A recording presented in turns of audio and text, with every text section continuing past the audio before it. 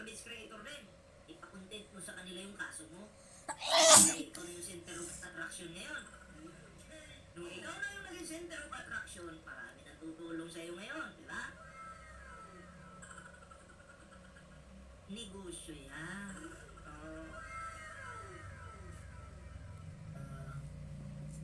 Pag siya naman may problema, tumutulong din naman ako sa kanya. Pag siya din naman may problema talaga, talaga naman tumutulong. Gano'n naman talaga yung magkaibigan. Nagtutulungan, di ba? Pero salamat ha. Salamat Freya, salamat. Salamat to. Ayun, nagpasalamat siya. Kaya ako po, sa mga DDS dyan, nananawagan ako sa mga DDS na kupal ha. Tulungan niyo po ito, may kaso. Bigyan niyo naman ng ng pang-lawyer niya kasi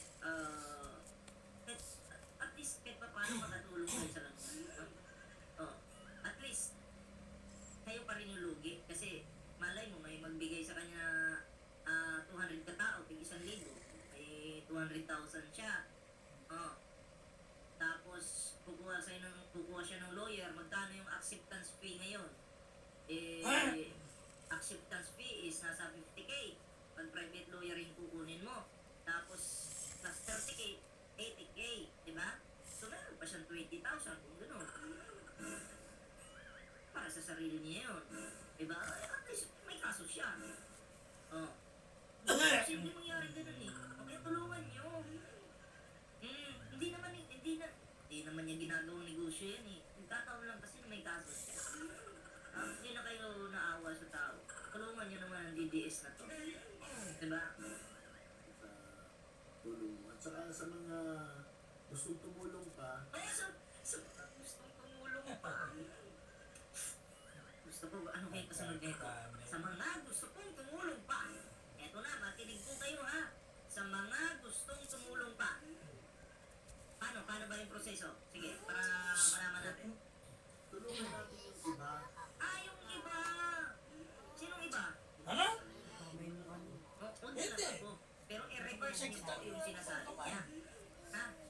Ganon po talaga yung mga discarding ngayon. Parang siligong lang. Diba? Parang ito.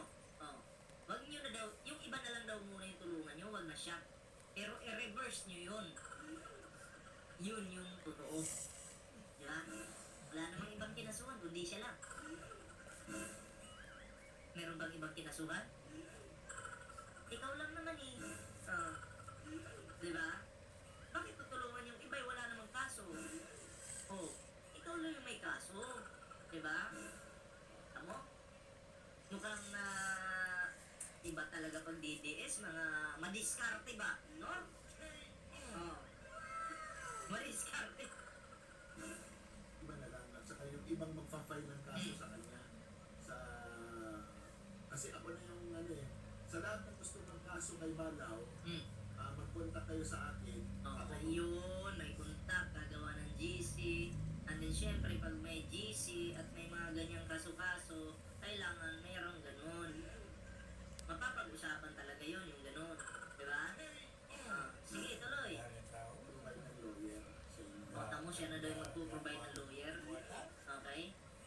Delikado yan, pag ganyan. Matinding yan. Alam, may kilala akong mga ganun na sila daw yung maghahanap ng lawyer. Diba? Yung pala, yung iba naghahanap ng fixer. Para halimbawa, yung bayad sa lawyer, nasa 30,000. Pag may fixer ka, nasa 10k na lang. Pero bawal yun ha. Siya na lang maghanap ng lawyer eh. Kung gusto magkaso sa isang PBBM vlogger, message daw po kayo sa kanya, mag-usap-usap kayo. Diba? Oo. Siya na yung magpo-provide ng lawyer. Siya na ang bahala.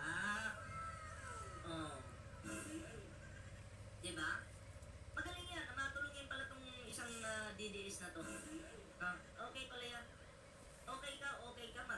Matulungin ka pala sa kaibigan.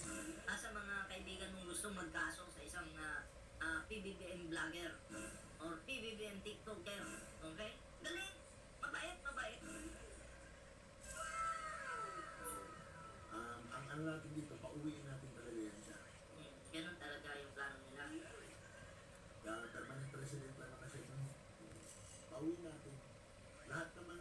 sinider-libel niya na sinasabi niya kasi nandun siya sa Canada, hindi siya maaabot. Eh, ngayon na magpa-file siya dito sa Pilipinas, so ibig sabihin, ina-acknowledge niya yung jurisdiction dito sa Pilipinas.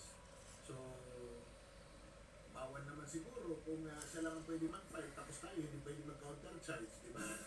Oo, kailangan mag-file din kayo para, alam mo yun, turuan kita, may kilala ko. May kilala ko na ano, isang tao, pinagkakitaan nila yung kaso na ang inuuto nila mga supporter nila. Halimbawa, nakasuhan ako ngayon, utuin ko yung supporter ko, manghingi ako, ganito, ganyan, ganyan. Okay na. Tapos biglang mag-announce, kailangan gagamit tayo. Kaya nga lang, wala akong wala akong pera ngayon. Wala akong pang bayad sa abogado. Paano kaya ito, problemado talaga ako ngayon. Parinig ba? May kilala akong gano'n. May kilala akong gano'n. Then nangyari, mga supporter, sabi, sige, magkambagan na lang kami. Nadaan sa parinig.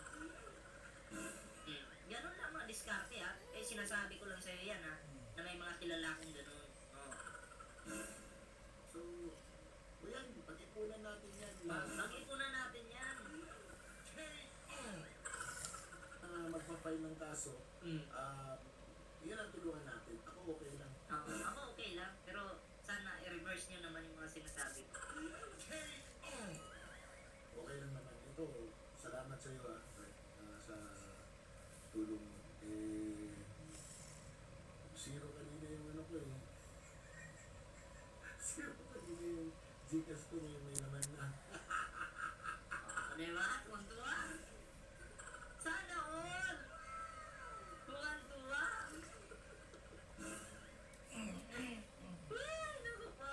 Naku po. Balaw, salamat sa iyo Nagka naman yung Gcash ko. Tamo? Sayang ang bayan. Tamo ha? Salamat daw sa'yo kasi nagkalaman yung Gcash niya. Anong ibig sabihin nun? Masaya siya. Anong ibig sabihin nun?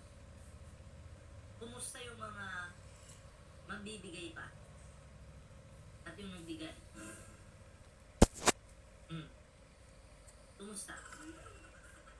Eh di ayan, tuwan-tuwan ang DDS na to. Sayang-saya. Happy. 20K, di ba? Kaya sa mga gustong magkaso, message nyo daw siya at siya yung bahala ng lawyer. Ibang proseso din yun. Ibang kitaan din pag ganun. Diba? Ibang kitaan din yun. Kaya message nyo daw po siya. So yun lang, video, binasag lang natin yung kanyang tweet. No? Isang DDS vlogger na sinampahan ng kaso ng isang PBBM content creator. Okay, yun lang yung ating video ngayon mga pre. Siyempre, bago po tayo magtapos, meron po tayong Facebook page, Ballpoint Man 2.0, may TikTok din po tayo, Ballpoint Man 2.0, and siyempre, Timber.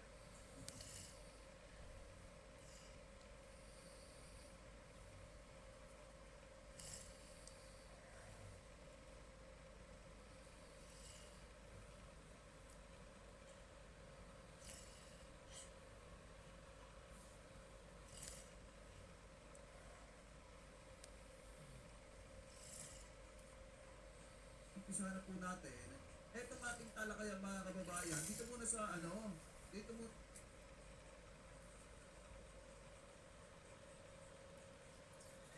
Yun, higit ang baloslos. Pirti na nilang pangungurap, pirti na nilang pangbubulsa ngayon. Dahil gagamitin nila yan para protektaran ang kanilang sarili.